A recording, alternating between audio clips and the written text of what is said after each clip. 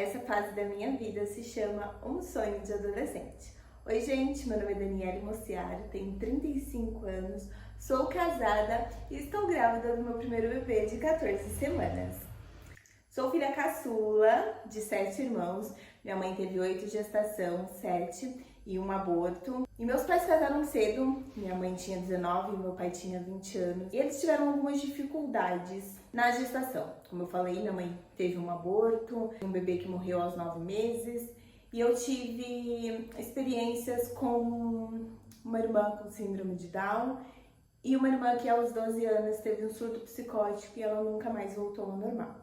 Eu pensava muito sobre isso, eu vivi muita coisa, mas ao mesmo tempo não tanto porque eu era caçula. Lembro que desde os meus 12 anos eu tinha o sonho de ser mãe, mas eu gostaria de ser mãe independente. Eu tinha muita vontade de, aos 18 anos, sair de casa, morar sozinha, fazer faculdade, comprar um apartamento, viver a minha vida e ser mãe. Então, assim, desde os 12 anos eu tenho muito implantado esse pensamento que eu gostaria de ser mãe, só que era de uma forma diferente. Não queria me casar. Da onde eu tirei esse pensamento, eu não faço ideia. Eu não tenho noção da onde que veio, da onde surgiu essa vontade de ser mãe independente. Mas aos 21 anos eu conheci o amor da minha vida, que é o meu marido hoje, o Wesley, e a chavinha mudou. Então, assim, os planos mudaram, veio muito a vontade de casar, ter o meu lar, a minha família, e isso estava muito implementado dentro de mim. Até que a minha irmã Débora estava grávida do segundo filho, e eu me lembro como se fosse hoje. Ela ligou para minha mãe, muito assustada, e falou: mãe, eu vi alguma coisa errada no ultrassom do bebê e eu tô com medo de ter algo errado. Eu estava de 9 meses, logo o bebê nasceu, era um bebê saudável. Só que aquilo entrou como uma flecha dentro do meu coração. Essa fase da minha vida se chama do sonho de ser mãe ao medo de gerar. Aquilo entrou como uma flecha dentro do meu coração e se instalou um medo tão grande de ser mãe, um medo tão grande. Eu comecei a lembrar muita coisa do que a gente viveu, apesar de eu ser a caçula. Eu não vivenciei tantas experiências, mas eu tenho alguns recortes e eu comecei a perguntar muito, sabe, sobre as experiências que minha mãe teve, e isso foi me deixando cada vez mais triste, cada vez mais com medo de passar o que ela passou. Na verdade, eu fui alimentando a vida que minha mãe teve, as experiências que ela teve com o que eu poderia passar, né? E isso foi me deixando muito triste e com muito medo de ser mãe. Então, o sonho de ser mãe, ele começou a me deixar com medo de ser mãe. Foram anos em hospitais, foram anos de tratamento, os preconceitos que ela passou. Fui alimentando, na verdade, as dores que ela passou. Eu comecei a me alimentar daquilo, sabe?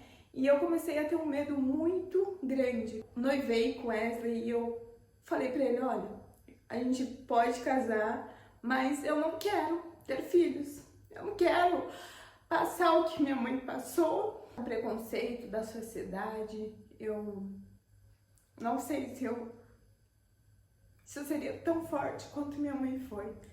E eu me lembro que eu chorei muito aquele dia. E eu tentei bloquear do sonho de ser mãe, aquele sonho de adolescente. Eu passei a bloquear ele dentro de mim, sabe? A silenciar cada vez mais. O medo, ele era tão grande que ele superou a vontade de ser mãe. Um longo tempo. Eu negava pra mim mesma: não, eu não quero ter filhos. O medo, ele nos paralisa. Se a gente permitir, ele paralisa os nossos sonhos. E por muitos anos eu permiti que esse medo, né, me paralisasse. A gente casou, Wesley e eu começamos a congregar em uma outra igreja, e lá tem muito implementado, que é a igreja que nós estamos hoje, o voluntariado. E eu me lembro que tinha uma pessoa que ela sempre falava: vocês não gostariam de participar do voluntariado? E eu falei pro Wesley: se ele me perguntar hoje, eu vou falar que eu quero. E aí naquele dia ele perguntou e eu falei que gostaria. Pode marcar aqui qual departamento você quer ajudar, ser voluntário.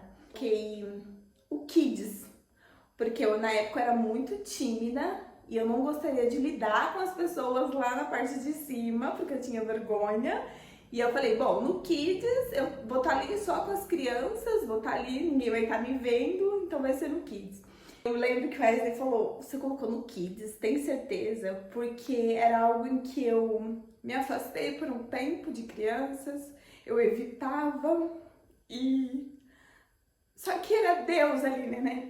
Era planos de Deus eu estar ali. Porque no primeiro dia, servindo no Kids, primeiro dia auxiliando, peguei uma bebê no colo, ela tinha acho que 1 ano e meio. E aquela criança, ela nunca tinha me visto. Ela me deu um abraço tão forte, que ali eu entendi que Deus ia me curar através da vida daquelas crianças. Minha líder passou e ela falou assim, Dani, sua bebê vai ser assim, porque ela era loirinha, né, parecida com o meu marido, assim, branquinha, loirinha, e ela falou assim, seu bebê vai ser assim. E aí ela não sabia da história, eu ainda não compartilhava muito com as pessoas de fora.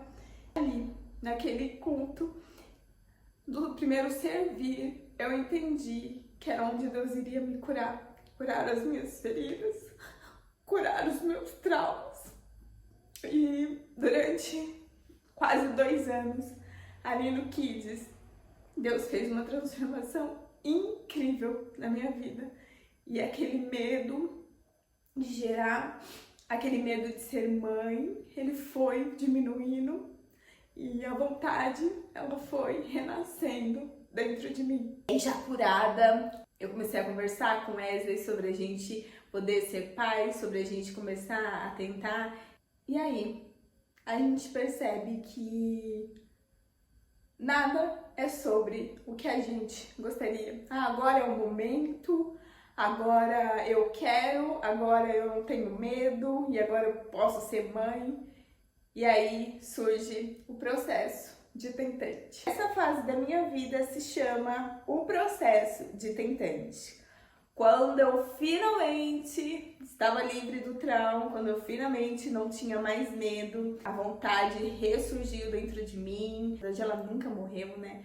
Ela só se reacendeu, a chama. A gente enfrenta mais um processo, o processo de tentante.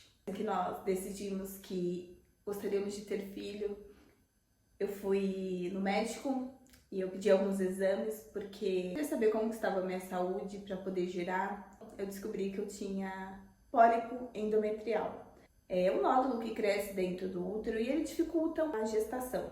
E como o médico me falou, você pode até engravidar, mas provável você abortar. E aquilo ficou muito implementado dentro de mim. Cheguei em casa, eu chorei muito e eu falei com Deus, eu não gostaria de fazer essa cirurgia, porque eu tinha que fazer a cirurgia para retirar. Eu falei com Deus que Ele tinha todo o poder, né, de me curar. Mas se eu precisasse fazer, eu sabia que Ele estava comigo. Ali o processo de tentante começou e eu passei por um processo de me isolar um pouco, né? Eu fazia academia, eu comecei a não querer ir mais, eu comecei a ficar muito triste.